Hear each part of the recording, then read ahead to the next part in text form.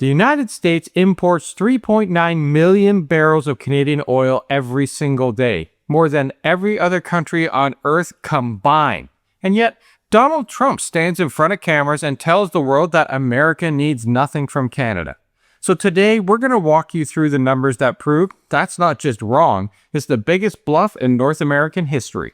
And the reason this matters now is that the Trump administration is running a very old shakedown with a very fresh coat of paint. Split Canada from Mexico, isolate each country, and try to negotiate from a position of maximum power. You move faster with Mexico, you tell the cameras that Canada is falling behind, and you hope Ottawa starts acting desperate. But desperation is exactly what Canada cannot afford to show, because in this negotiation, the side that blinks first loses everything. And we have news for you today. Canada is not blinking. So, here's the backdrop. The review of CUSMA, the Canada-US-Mexico agreement, the deal Trump himself negotiated during his first term, hits a major decision point in July. Each country can renew the deal for another 16 years, withdraw entirely, or trigger a rolling series of yearly reviews that keeps uncertainty hanging over North America for up to a decade. The White House wants Canada to feel surrounded, to feel like the small player at the table. So today, we're going to break down that leverage piece by piece that Canada has, because Canada isn't walking into these talks with just one advantage. Canada has leverage from multiple directions. And the most obvious one is energy. And it also may be the most powerful source of leverage that Canada has. We know that the US has imported an average of 3.9 million barrels a day of crude oil from Canada in 2025. And if you even widen that lens beyond crude to include petroleum products, electricity, and natural gas, well, the United States imports more than 4 times as much energy from Canada as it exports back to us. Now, that's not a minor side arrangement. That is structural dependence. And then the Strait of Hormuz happened, when Trump's war with Iran disrupted one of the world's most critical trade corridors. Oil markets went sideways. Fertilizer inputs were rattled, aluminum moved higher, and suddenly secure, nearby, friendly energy wasn't just a talking point, it was exactly what Washington needed. The only problem? Well, it's hard to call your neighbor a friendly energy supplier while simultaneously threatening to make them the 51st state. Yeah. Here's what Trump's own economic pitch demands but never admits. If you want to reshore American manufacturing, rebuild the defense industrial base, and run advanced industry at scale, well, then you need reliable energy, raw materials, and integrated international supply chains. So, a senior trade expert actually said it plainly in recent reporting. It said the US cannot rebuild key industries without Canada. Period. Factories don't run on press conferences. Then it gets even harder for Washington on minerals. Critical minerals. And this point is getting more valuable by the month. The United States has made it a stated national priority to reduce its dependence on China for the raw materials that power electric vehicles, semiconductors, defense systems, and advanced manufacturing. That was the entire point of a recent global critical mineral summit that Washington hosted. They were trying to reshape supply chains away from Beijing. Now, Canada attended the summit, but it chose not to sign the Critical Minerals Action Plan that the United States wanted. And that matters, because Ottawa understands it holds strategic value in this area. It wasn't about to hand that leverage over for free, while Washington was simultaneously hammering our economy with tariffs. And this next one barely gets talked about: potash and fertilizer. It's less flashy than fighter jets, but it matters enormously. With war disrupting all the global commodity routes and planting season approaching, well, American farmers are staring at higher input costs and tightening supply chains. Canada is one of the world's largest suppliers. Yeah, Saskatchewan really matters here. Nutrient matters here, and farmers are not a footnote in American politics. They're a voting bloc, a pressure point, and a permanent source of panic for any politician staring down a midterm election, which, by the way, is coming in November, hopefully. Hopefully is the key. Now, here's where it gets politically dangerous for Trump. Foreign investment. Canadian firms and pension funds have approximately $733 billion invested directly in the American economy. $733 billion. The Canada Pension Plan alone has nearly half of its total assets sitting in U.S. markets. The 8 largest Canadian pension funds collectively hold about $1 trillion there. Wow. So when Trump wants to brag about attracting foreign capital, well, Canada is not a bit player in that story either. Canada is one of the single largest sources of foreign direct investment in the United States. And that gives Ottawa real options. Not reckless options, but options. Canada enters these talks not just as a seller of lumber and oil, but as a major investor in the very economy Trump claims is being ripped off by Canada.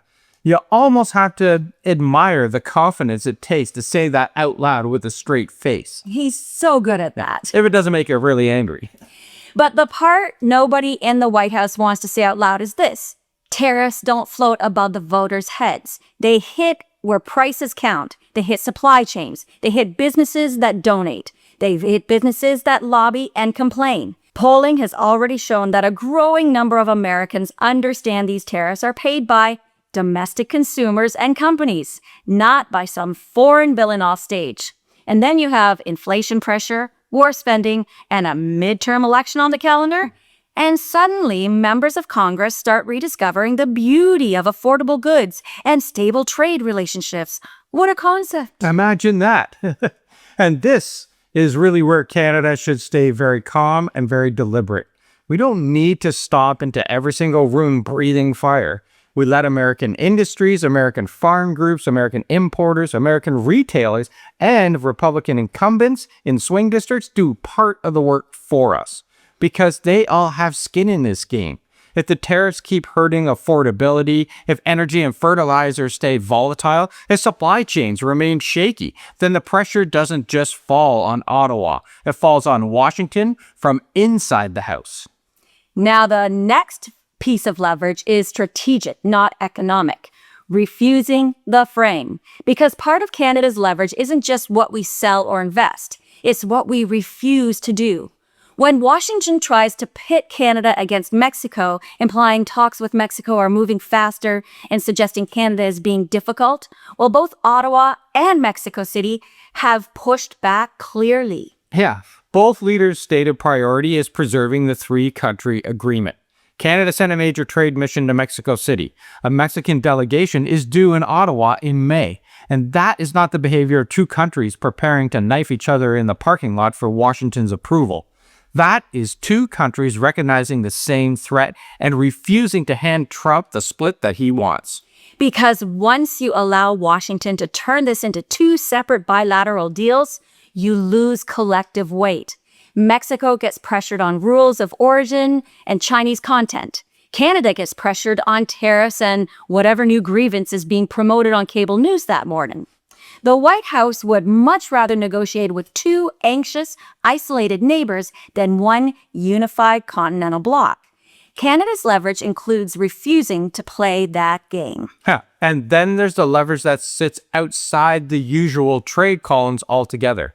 Because some of Canada's strongest bargaining power isn't sitting in a tariff schedule or an export chart. It's sitting inside defense contracts, military planning, and the industrial relationships that Washington would very much like to keep intact. Yeah, Canada is in the process of replacing its aging CF-18 fighter jets. The contract was awarded to Lockheed Martin, the American defense contractor, for 88 F-35s. That deal is worth approximately $28 billion $28 billion flowing directly into American defense industrial base, American jobs, American manufacturing capacity, American strategic interests. And Canada is now very quietly asking questions about that contract. Not canceling it, not yet, but asking questions, which in the language of diplomatic signaling is the equivalent of leaving the car running in the driveway while the argument is still going on inside.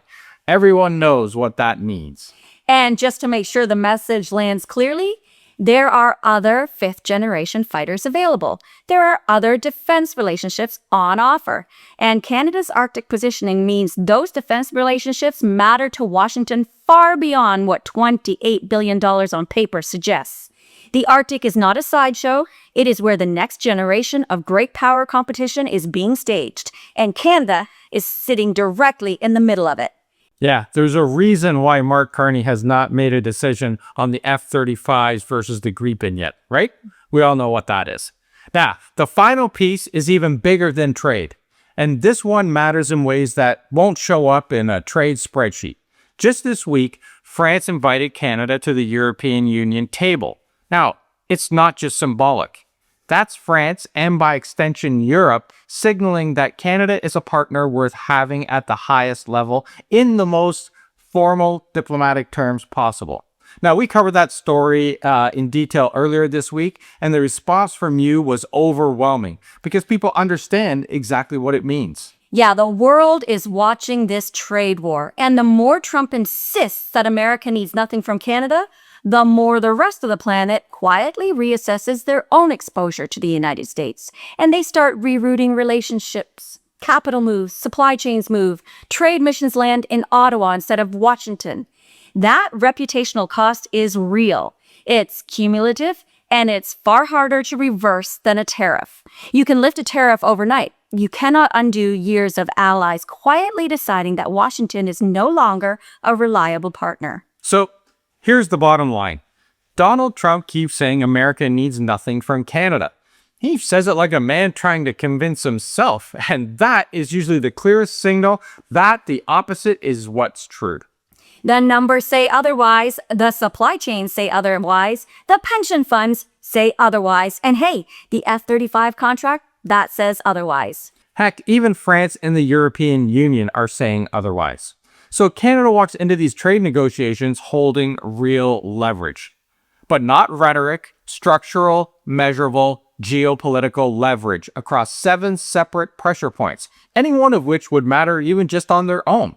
But together, they tell a story that is the exact opposite of what Washington wants you to hear. The question is not whether Canada has cards. Canada has 7 of them. The question is whether Ottawa is actually prepared to play them and when.